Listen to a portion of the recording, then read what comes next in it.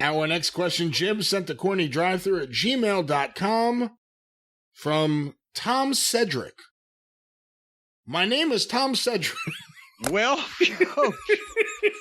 now that we've got that established, I think we can move on. My name is Tom Cedric, and I was a maintenance executive, yes, a real thing, at the American Airlines Arena from 2004 to 2010. In April of 2008, WWE did a taping of ECW and SmackDown in Miami.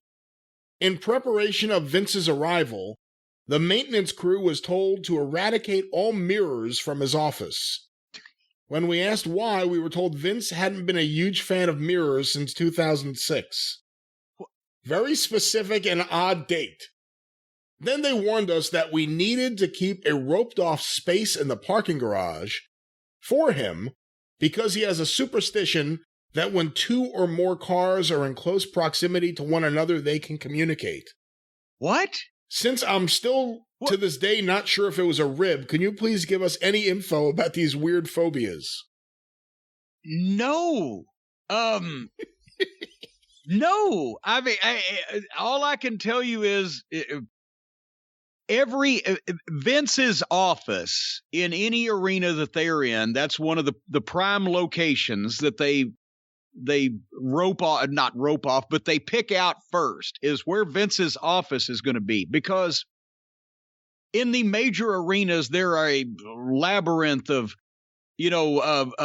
offices and private dressing rooms and locker rooms or rooms with a mirror and lights and a adjoining bathroom that talent can be in privately because of all the concerts and the pro sports and the things and television productions that these major arenas do.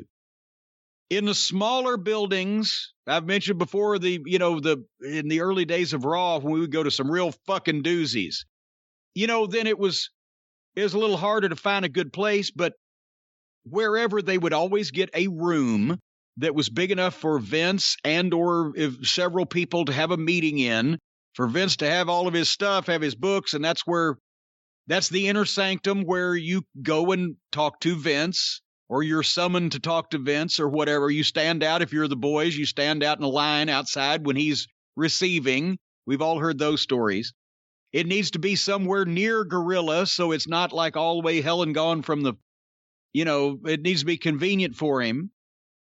But I never once heard of a mirror needing to be removed or saw a mirror removed from any of the rooms that he ever used as an office. I have ridden with Vince and I've driven Vince in cars, and we always got preferential parking because he's fucking Vince McMahon and he's either renting the building or owning the company, or as mentioned, he had some kind of goddamn gimmick Hertz card that I've never heard of and I don't even know was an actual publicly acknowledged thing where he could rent a car from Hertz and just leave it sitting anywhere. Outside baggage claim at the airport, at a fucking hotel, downtown at the parking lot, and they would come and get it. So he always had preferential parking of some description, but he never once told me, or did I observe him parking away from other cars to prevent them from communicating with each other? The exact line here is, he has a superstition that when two or more cars are in close proximity to one another, they can communicate. He's got more than two cars in his fucking garage. Apparently they talk to each other. At the mansion in Greenwich, it's either a 3 or 4 car garage. I can't remember which, but it's in a bricked in beautiful brickwork compound where you drive into it looks like a goddamn, funeral home of some description. It's so stately. And all of his cars are there in the garage, and I never observed any of them having a conversation with each other. There was the one time he is short-tempered. He's by himself one time. He told us this story, me and Bruce.